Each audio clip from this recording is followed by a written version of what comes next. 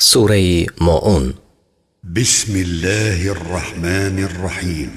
به نام خدای بخشاینده مهربان. ارأیت الذی یکذب بالدین، آیا آن را که روز جزا را دروغ می شمارد دیدی؟ فذلک الذی یدع الیتیم،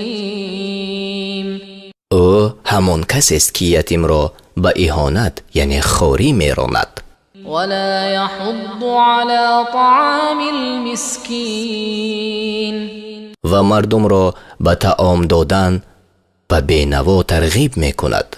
فویل للمصلین الذین هم عن صلاتهم ساهون، پس وای بر آن نمازگزارانی که در نماز خود سهلنگارند یعنی در غفلتند. الذين هم يراءون ويمنعون الماعون، آنان که ریاکاری می کنند و از دادن زکات سرکشی می کنند. ماعونه را که کنایه از زکات دانستند در آیت 7 آن آمده است.